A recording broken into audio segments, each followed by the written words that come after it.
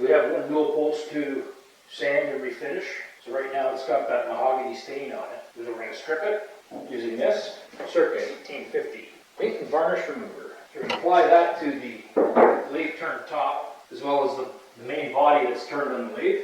These flats we're going to do with the palm sander. You're applying the stripper, you want to wear gloves and a respirator. The respirator is more so when you're removing. You're applying it, that's fine, you don't really need it, but you want gloves because if you get it on your skin, it'll start to burn. You will know it.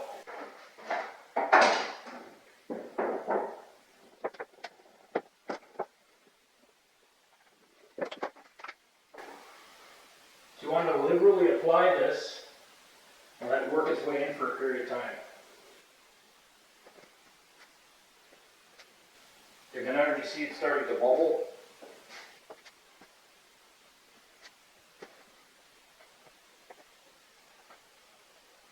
You should wear a respirator when you're applying it.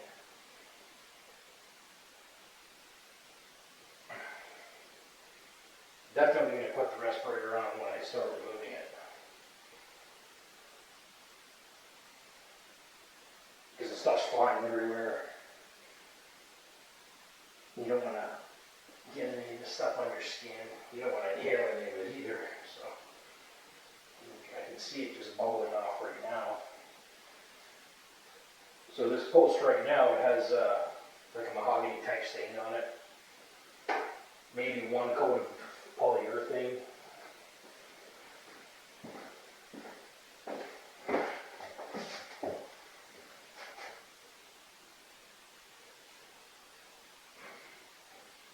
You want to cake this stuff into all the cracks and the crevices.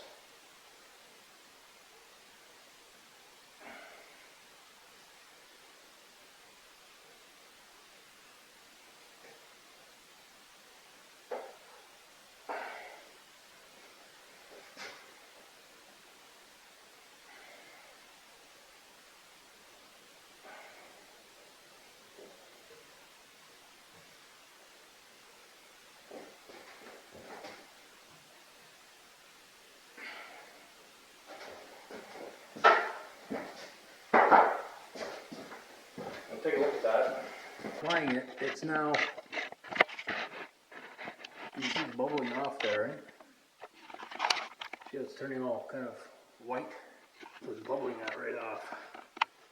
Down here you can see it really taking effect. At this point I'm going to let that work itself in for a few minutes, and then I'm going to remove it with a wire brush, and also I'm going to remove the 3M stripping pads.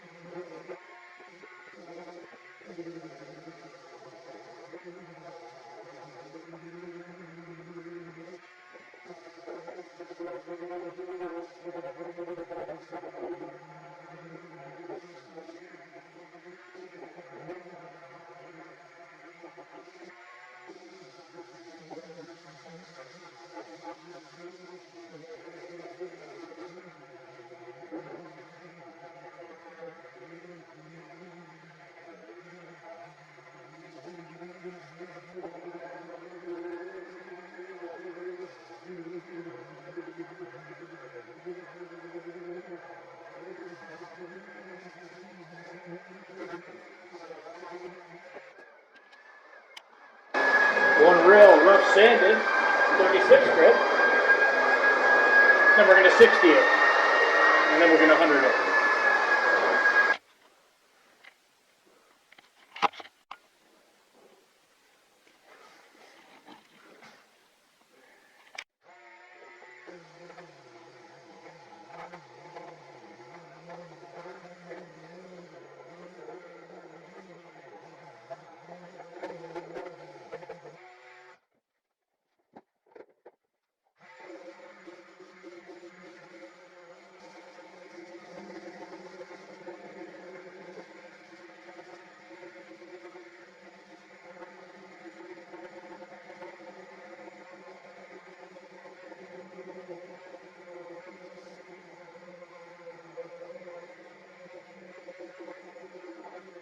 Okay, so I've also removed the bottom of the handrail, and you see all these areas in here and around the perimeter of this radius, and then definitely inside here. It's very difficult to get in there with the hand sander. You have to do hand paper, but to get the palm sander in there, I've done what I can on the surface and on the bottom.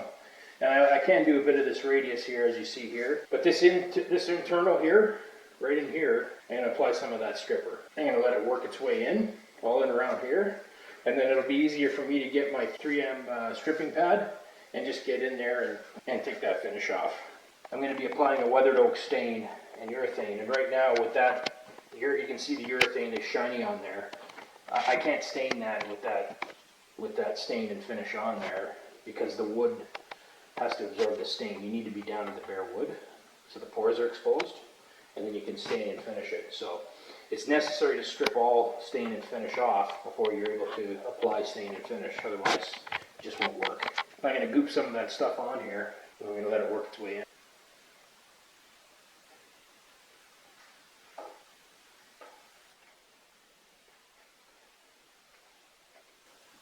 I'm not concerned about getting it on the wood either, if it's already been stripped,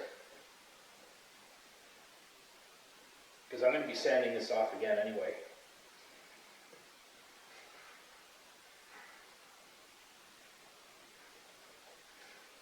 You can see it already working its way in. It's probably it works very quickly.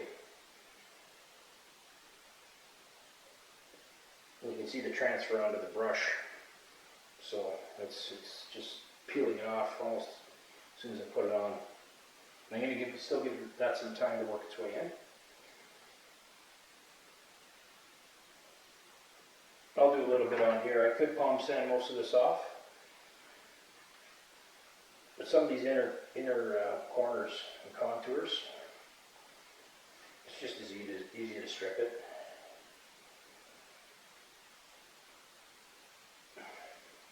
You know, it's a combination of using the 3M contour stripping pads, wire brush,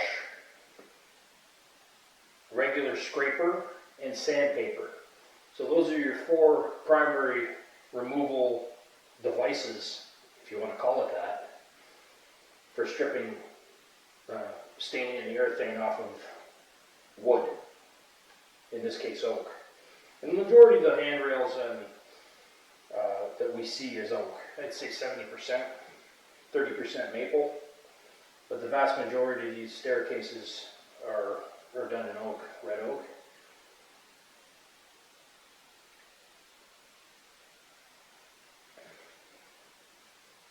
So when you are wire brushing the newel posts that have stricker on them, you want to make sure you're wearing a respirator, rubber gloves, and goggles. I have glasses on, so I'm okay that way, but if you don't wear glasses, you should wear goggles or eye protection, because the stuff's flying everywhere when you're going at it with the wire brush. The stuff's going to be flying everywhere. And I also use these 3M pads, these contour stripping pads by 3M. They're effective in getting into the contours of the grain. We have to remove all the stain and urethane off in order to apply a new stain on here, because we want to be down to the bare wood. If there was a little bit of stain on there, it's not going to be a big deal, but the color won't be exactly right. So I try to remove as much of that stain and urethane that's on there, the existing stain and urethane that's on there. So when I go to apply the new stain, we're totally changing the color here. We're putting on a weathered oak, and then we're applying satin urethane over top. You want to get as much of the old existing finish and stain out of the wood as you can.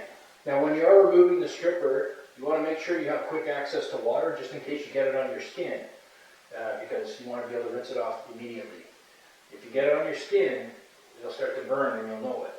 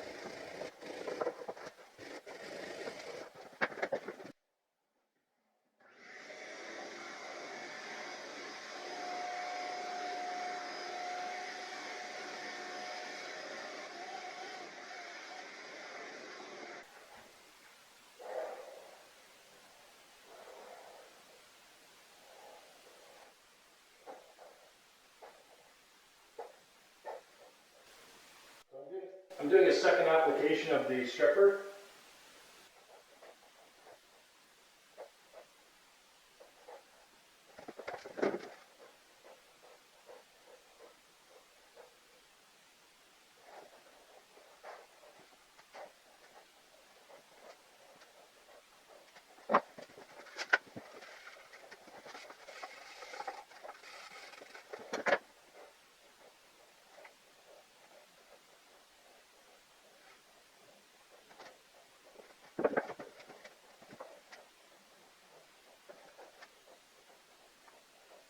I also take this scraper with these rounds here.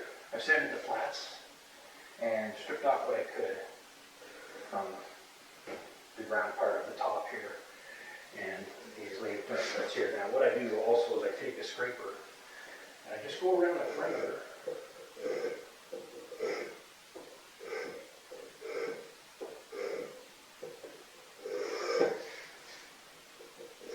Just remove materials on there. And then after that, I took a 60 grit on the palm sander and I went around the perimeter, just like this.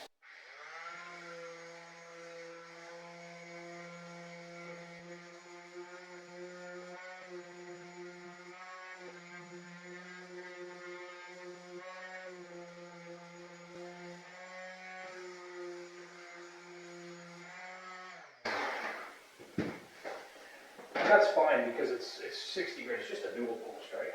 The perimeter of the grain like this, it's very difficult to get this out. When this wood is bare, the stain gets absorbed by the wood. I took the wire brush to all of this, all of these areas, this wire brush, and I took the 3M pad to all of this. When I apply the weathered oak stain, this will blend in. It will look totally normal. So these end grain sections, they always, end grain is very difficult to sand down. You'd literally have to take a lot of material off this in order to get to just a clean wood again. So, but that's basically what you should have it and what it should look like. And that's now ready for stain. So 60 grit finish on the flats, that's fine, it's just a newel post. And the rest is done with the wire brush, the scraper, and the 3M pad. So I'm now going to take this 100 grit paper on my palm sander, and I'm going to do these rails.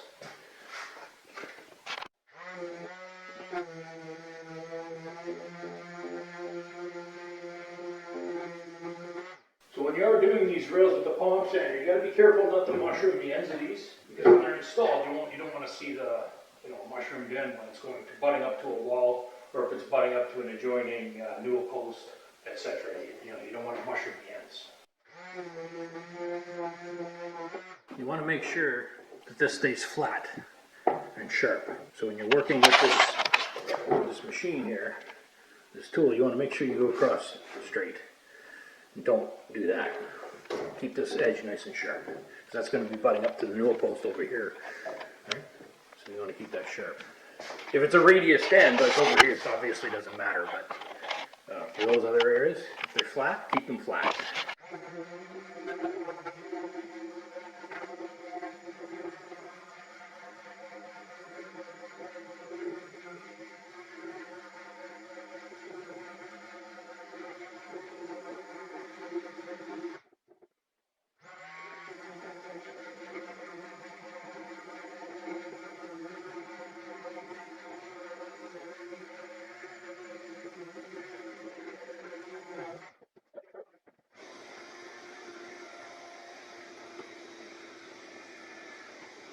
I'm going to continue the same process through the remainder of the rails here.